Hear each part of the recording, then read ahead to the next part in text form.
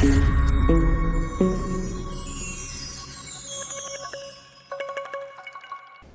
Hi hello I'm your doctor Rahul Praneeth and ఈరోజు నేను మీకు చెప్పబోయే టాపిక్ ఏంటంటే మన గట్ గురించి. లైక్ చాలామంది ఆ మోషన్ ప్రాబ్లం అవుతూ ఉంటుంది, చాలామంది కాన్స్టిపేటెడ్ ఉంటుంది, ఆ మోషన్ అనేది సరిగ్గా అవ్వదు, చాలా హార్డ్గా అవుతూ ఉంటుంది. సో ఇప్పుడు అసలు అది ఎందుకు అవుతుందో, దాని వెనకాల ఉన్న బిహైండ్ రూట్ కాజ్ రీజన్స్ ఏంటి, దాన్ని మనం ఎలా సరి చేసుకోవచ్చు, వాటన్నిటి మీద ఈరోజు మనం మాట్లాడుకుందాం. ఫస్ట్ అసలు కాన్స్టిపేషన్ అంటే ఏంటి? మనం ఏదైతే ఆహారం తీసుకుంటున్నామో మనం అది తీసుకున్న ఆహారం సరిగ్గా జీర్ణమై సరిగ్గా బయటికి వెళ్ళిపోవాలి. ఆ ఎలిమినేటివ్ ప్రాసెస్ అనేది సరిగ్గా జరగాలి. మనకి ఎప్పుడైతే ఆ ఎలిమినేటివ్ ప్రాసెస్ అనేది సరిగ్గా జరగకుండా 1-2 డేస్ వరకు అసలు మోషన్ అనేది జరగకుండా అలానే ఉండి, అండ్ ఒకవేళ మోషన్ జరిగినా కానీ చాలా హార్డ్గా చాలా కష్టంగా అవుతూ ఉందనుకోండి, దాన్నే కాన్స్టిపేషన్ అని అంటూ ఉంటాం. అసలు అది దాని ప్రక్రియ ఏంటి, దాని ప్యాటర్న్ ఏంటి, అది ఎందుకు వస్తుంది ఏంటి, దాని గురించి మాట్లాడుకుందాం. అండ్ చాలామంది దాన్ని ఏదో నీ ఫుడ్ ప్రాబ్లంగా, నువ్వు సరిగ్గా ఫైబర్ తీసుకోవట్లేదు అండ్ నువ్వు సరిగ్గా వాటర్ తాగట్లేదు, వీటి మీద డిపెండెన్సీ ఉంటుంది. వాటి మీద కూడా డిపెండెన్సీ ఉంటుంది, బట్ వాటికన్నా ఇంపార్టెంట్ థింగ్స్ కూడా ఇంకా చాలా ఉన్నాయి మనం నేర్చుకోవాల్సినవి. సో మీరు ఇంకా కొంతమందిలో చూస్తుంటే మీరు ఎంత ఫైబర్ తీసుకున్నా కానీ, ఎంత ప్రాపర్ వాటర్ తీసుకున్నా కానీ మీకు ఆ మోషన్ అనేది ఫ్రీగా అస్సలు అవ్వదు. సో ఎందుకని యాక్చువల్గా ఏంటంటే మనకి మన గట్కి ఒక బయాలజికల్ క్లాక్ అనేది ఉంటుంది, ఆర్గాన్ క్లాక్ లాగా. సో మనకి ఆ ఎర్లీ మార్నింగ్ లేవగానే మనకి ఆ మోషన్ అనేది రావాలి. ఒకవేళ మనకు ఆ ఎర్లీ మార్నింగ్ మనం మోషన్ రాలేదంటే ఏమవుతుందంటే మనకి ఆ రోజువారీ మనం తిన్నదంతా అలాగే మనకు మార్నింగ్ ఆ మోషన్కే ఒక విండో పీరియడ్ అనేది ఉండాలి. మనం లేవగానే మనకు ఫ్రీగా వెళ్ళిపోవాలి. అది అలానే మనం తిన్నదంతా అలానే జమ అయిపోయి అలా మన కడుపులో ఉండడం వల్ల మనకి ఇంకా తీవ్రమైన విచిత్రమైన రోగాలు వచ్చే ఛాయిసెస్ కూడా చాలా ఉంటాయి. సో మీకు మార్నింగ్ అది ఒకవేళ అవ్వలేదు అనుకోండి, అది అలాగే ఇంకా ఆ విండో అయిపోయిన తర్వాత కూడా, టైం అయిపోయిన తర్వాత మీరు అలానే మోషన్ రాకుండా ఉంటే మీకు ఇంకా మోషన్ ఏమవుతుంది, ఇంకా హార్డ్ అయిపోతుంది. మీకు ఇంకా అందులో ఉన్న వాటర్ అబ్జార్ప్షన్ అనేది ఎంతసేపు అయితే ఇంటెస్టైన్స్లో అలానే స్టోర్డ్ అయి ఉంటుందో, ఆ వాటర్ అబ్జార్ప్షన్ అనేది ఇంకా ఎక్కువ అయిపోతూ ఉంటుంది, ఇంకా డ్రై అయిపోద్ది. మీకు ఆ మోషన్ వెళ్ళేటప్పుడు ఇంకా హార్డ్గా రావడం, చాలా పెయిన్ఫుల్గా రావడం ఉంటుంది. సో ఎర్లీ మార్నింగ్ మనకు లేవగానే మనం ముందు రోజు తిన్నదంతా మనం బయటకు ఎలిమినేట్ అయిపోవాలి. ఒకవేళ మనకు ఆ విండో పీరియడ్ దాటిందంటే అది మీకు ఇంకా ఎక్కువ ప్రాబ్లమేటిక్గా తయారవుతుందని అర్థం. అండ్ మనకు అది మార్నింగ్ లేవగానే మనకు అలా మోషన్ అవ్వాలంటే మనం ఏదో ఫుడ్ ఆ ప్యాటర్న్స్ అనేవి కాకుండా ఫస్ట్ మన బ్రెయిన్ నుంచి మనకు సిగ్నల్ అనేది వెళ్ళాలి. దాన్ని మనం గ్యాస్ట్రోకోలిక్ రిఫ్లెక్స్ అని చెప్పేసి అంటాం. అది కొంతమందిలో ఎక్కువ ఉంటుంది. ఎక్కువ ఉండడం ఎలా అంటే మనకు తినగానే ఎంబటే మోషన్ వచ్చేస్తుంది. తింటారు వాళ్ళు, ఇంకా ఎంబటే మోషన్కి వెళ్ళిపోతారు. ఇంకా మనకి మధ్యలో అబ్జార్ప్షన్ ప్యాటర్న్ అదంతా చాలా తక్కువ ఉంటుంది. సో ఇంకా కొంతమందిలో అసలు గ్యాస్ట్రోకోలిక్ రిఫ్లెక్స్ అనేదే జరగదు సరిగ్గా. సో మీరు అప్పుడు ఆ ప్రాపర్గా మీకు ఆ సిగ్నలింగ్ బ్రెయిన్ నుంచి వచ్చే సిగ్నలింగ్ సరిగ్గా లేదంటే మీరు ప్రాపర్గా ఫైబర్ తీసుకున్నా, ప్రాపర్ వాటర్ తీసుకున్నా మీకు ఆ రిలీఫ్ అనేది రాదు. సో మీకు గ్యాస్ట్రోకోలిక్ రిఫ్లెక్స్ అనేది బ్రెయిన్ నుంచి సిగ్నల్ చేయాలి. అది ఎర్లీ మార్నింగ్ మన బ్రెయిన్ నుంచి మనకి ఇంటెస్టైన్స్కి సిగ్నలింగ్ చేస్తే ఆ ఇంటెస్టైన్స్లో మొటిలిటీ అనేది రావాలి. మనకు ఆ ఇంటెస్టైన్స్ అనేది కదలాలి. ఆ ఇంటెస్టైన్స్ అనేటివి ఎప్పుడైతే కదులుతాయో మీకు ఆ మొటిలిటీ నుంచి అక్కడ ప్రెషర్ బిల్డప్ అయిపోయి ఓకే యువర్ ఫిల్లింగ్, ఇప్పుడు మీరు ఎలిమినేటివ్ ప్రాసెస్కి వెళ్ళాలి నెక్స్ట్ అనే సిగ్నల్స్ రావాలి. ఆ సిగ్నల్స్ ఒకవేళ రాలేమనుకోండి మీ బ్రెయిన్ నుంచి, మీరు ఎంత ఫైబర్ తీసుకున్నా, ఎన్ని వాటర్ తీసుకున్నా మీకు ఆ కాన్స్టిపేషన్ ఇష్యూ అనేది క్లియర్ అవ్వదు. సో చాలామంది మీరు ఫైబర్ తింటే అయిపోద్ది అదే అని చెప్పేసి అంటారు, బట్ మీకు ఆ బ్రెయిన్ సిగ్నలింగ్ అనేది కూడా చాలా ఇంపార్టెంట్. మీకు ఆ మొటిలిటీ అనేది, ఆ పెరిస్టాల్టిక్ మూమెంట్స్ అనేవి ఎప్పుడైతే వస్తాయో అప్పుడే మీకు ఆ మోషన్ అనేది వస్తుంది. మీకు ఆ బ్రెయిన్ సిగ్నల్ చేయకుండా ఉన్నదనుకోండి, మీరు ఎంత ఏం తిన్నా కానీ మీకు ఆ ప్రెషరైజ్ తెలియదు, మీకు లోపల హెవీ అయిపోయింది తెలియదు, ఏం తెలియదు. సో మీ నర్వస్ సిస్టమ్ అనేది చాలా యాక్టివ్గా ఉండాలి. సో ఇంకా ఏజ్ రిలేటెడ్గా మనకి ఆ మొటిలిటీ అనేది, ఆ సిగ్నలింగ్స్ అనేది తక్కువగా అయిపోతున్నా కానీ మీరు ఏం చేయాలంటే నార్మల్గా లేచి కొంచెం వాక్ చేయడం కానీ, కొంచెం స్ట్రెచ్ చేయడం కానీ అలాంటివి చేస్తూ ఉంటే మీ నర్వస్ సిస్టమ్ యాక్టివ్ కాగానే మీకు ఆ మోషన్ అనేది వస్తుంది. సో అలా అయినా మీరు ఆ ప్యాటర్న్ని డెవలప్ చేసుకోవాలి. And one more thing, cortisol. మనకు కార్టిసోల్ లెవెల్స్ అనేటివి కూడా చాలా ఇంపార్టెంట్. ఆ కార్టిసోల్ లెవెల్ సాధారణంగా అయితే స్ట్రెస్ హార్మోన్ అని చెప్పేసి అంటూ ఉంటారు. కాకపోతే మనకు అది మార్నింగ్ టైమ్స్లో మీకు ఆ కార్టిసోల్ లెవెల్స్ అనేటివి చాలా హైగా ఉండాలి. ఆ ఎలివేటెడ్ లెవెల్స్ ఉంటేనే మీ బాడీని అది యాక్టివేట్ చేస్తుంది. అండ్ మార్నింగ్ నుంచి మీకు నైట్ వచ్చేసే లోపల, నైట్ అరౌండ్ మీరు పడుకునే టైంకి అది మీ కార్టిసోల్ లెవెల్స్ చాలా లో ఉండాలి.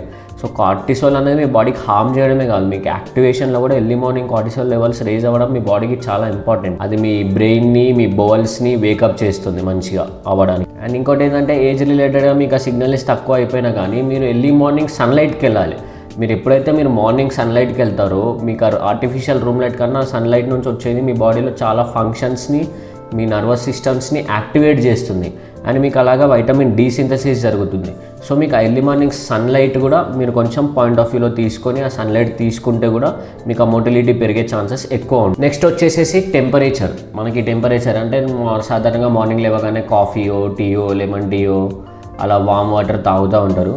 అందులో ఉన్న కెఫైనో లేకపోతే ఇంకేదో కెమికలో కాదు మీకు ఆ మోషన్ని ఫ్రీ చేసేది, మీకు ఆ వామ్ టెంపరేచర్ అనేది. మీరు ఎప్పుడైతే ఆ వామ్ వాటర్ని ఎప్పుడైతే మీరు ఇంజెస్ట్ చేస్తున్నారో లిక్విడ్ని, ఆ వామ్ వాటర్ డైరెక్ట్గా మీ ఇంటెస్టైన్స్కి వెళ్ళినప్పుడు అది ఇమీడియట్ యాక్టివేషన్కి మీ నర్వ్స్ అన్నింటినీ ఒకటేసారి ఎలా అంటే మీకు ఎప్పుడైనా హాట్ వాటర్ ఎప్పుడైనా మీ మీద పడితే మీరు ఎలా అయితే సడన్గా ఒకటేసారి ఆ జర్క్ మూమెంట్ యాక్టివేషన్ అవుతుందో మీ నర్వస్ సిస్టమ్ అనేది యాక్టివ్గా పనిచేస్తుంది అనమాట.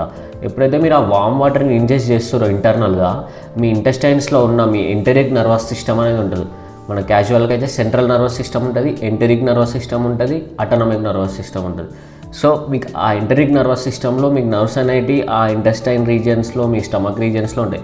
మీరు ఎప్పుడైతే హాట్ వాటర్ని ఇంజెస్ట్ చేస్తున్నారో ఎంబటే మీ లోపల వెళ్ళిపోయి మీకు అక్కడ ఉన్న ఇంటెస్టైన్స్ యొక్క నర్వ్స్ని ఎంబటే యాక్టివేట్ చేస్తుంది.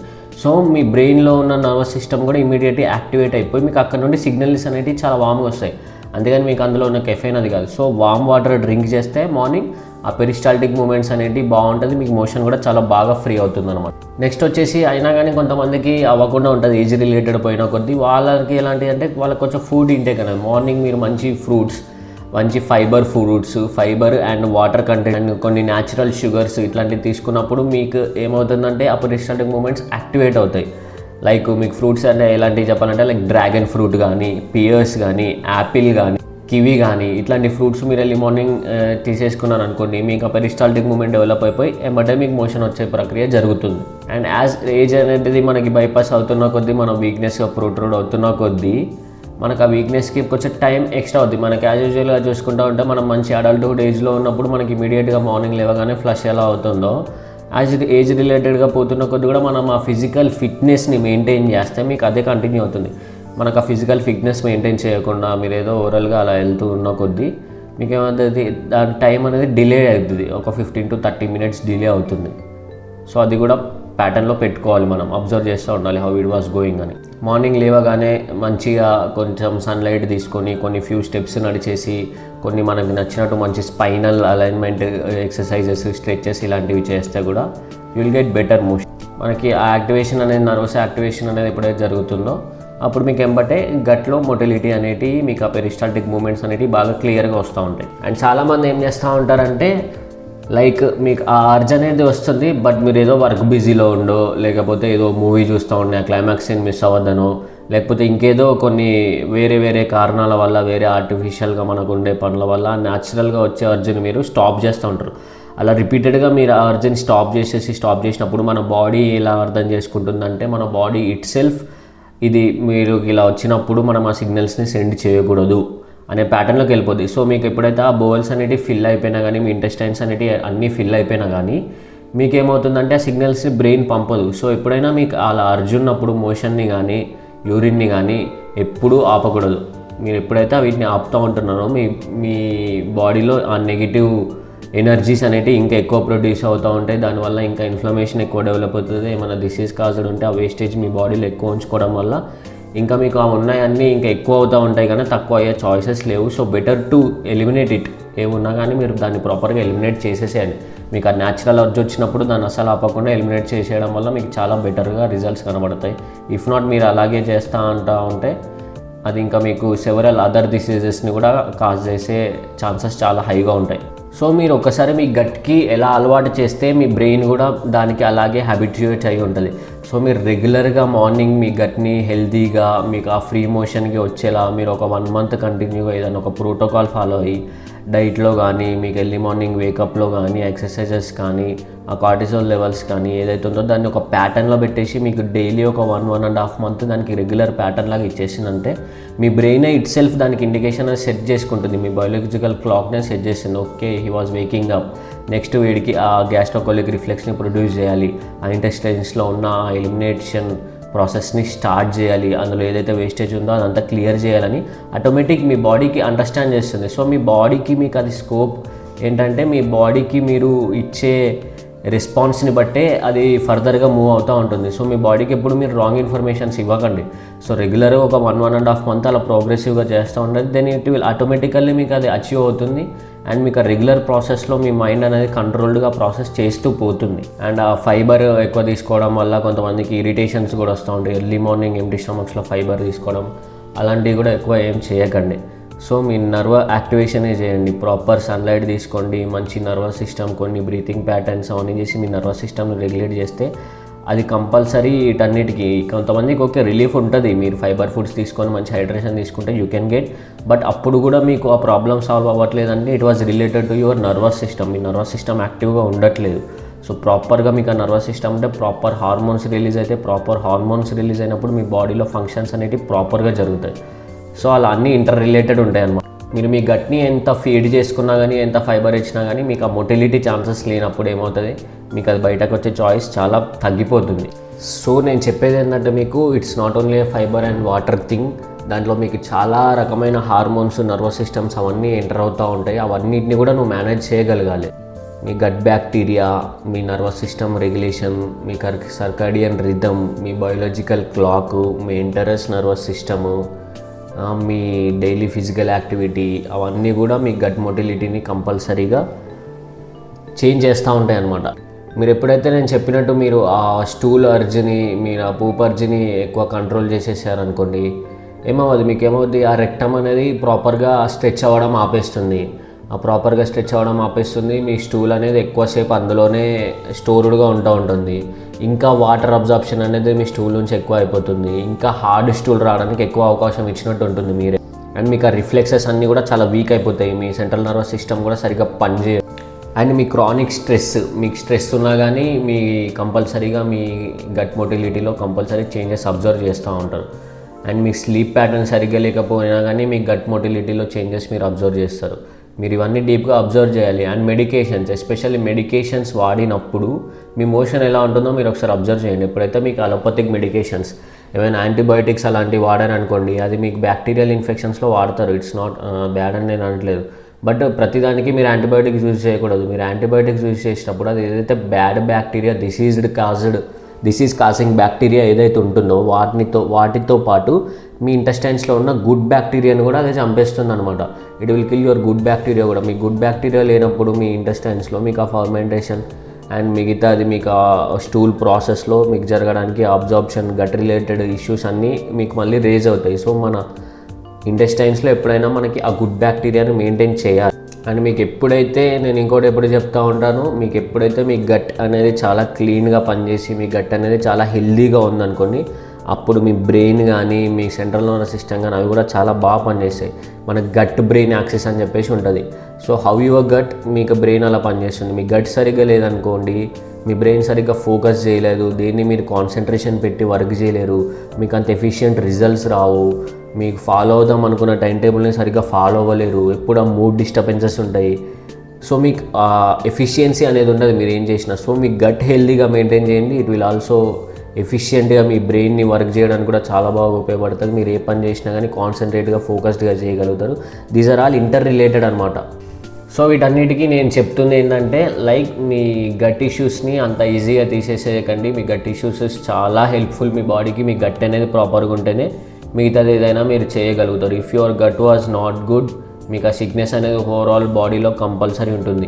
మీ గట్ బాగాలేకపోతే మీరు తీసుకునే మెడిసిన్ కూడా సరిగ్గా పనిచేయదు, అందుకంటే సరిగ్గా అబ్జర్వ్ అవ్వదు. మీ ఫుడ్ అనేది మీరు ఏదైతే తీసుకుంటారో అది సరిగ్గా అబ్జర్వ్ అవ్వదు.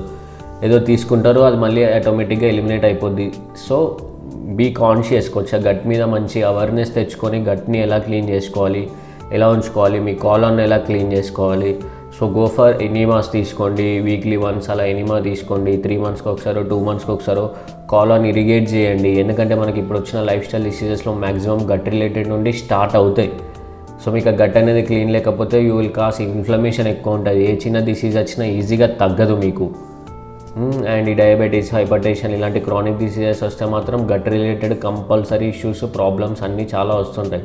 అండ్ మీరు ఫుడ్ హ్యాబిట్స్, మీరు జంక్ ఫుడ్ అవన్నీ తీసుకుంటున్నారు కాబట్టి okay, as a human being మనందరికి కూడా ఏమంటారు ఫ్యాంటసీస్ ఉంటాయి, మనం అందరం అవన్నీ తింటూ ఉంటాం. బట్ దాన్ని క్లీన్ చేస్తూ ఉండండి. ఎనిమాస్, కాలన్ ఇరిగేషన్ అని చెప్పి న్యాచురోపతిలో చాలా మంచి గట్ క్లెన్సింగ్ ప్రాసెసెస్ ఉన్నాయి. శంఖ ప్రక్షాళన ఇవన్నీ చేయండి డైలీ. వామందవతి ఇలాంటి చాలా చాలా ప్రాసెసెస్ ఉన్నాయి. అవన్నిటి మీద కూడా నేను నీకు మంచి కంటెంట్ ఒక వీడియో తీస్తాను, ఆ ప్రాసెస్ అన్నిటిని ఎక్స్ప్లెయిన్ చేసి. అవన్నిటి గురించి తెలుసుకోండి, గట్ క్లీన్గా పెట్టుకోండి అండ్ మీ హెల్తీ లైఫ్ స్టైల్ని లీడ్ చేయండి. Always your health is my priority. So keep following hour page nature cure ఎరా. మీకు ఎలాంటి డౌట్స్ ఉన్నా కానీ మీరు అందులో కామెంట్ సెక్షన్లో కామెంట్ చేయండి. I'm helpful for you in any time. Thank you.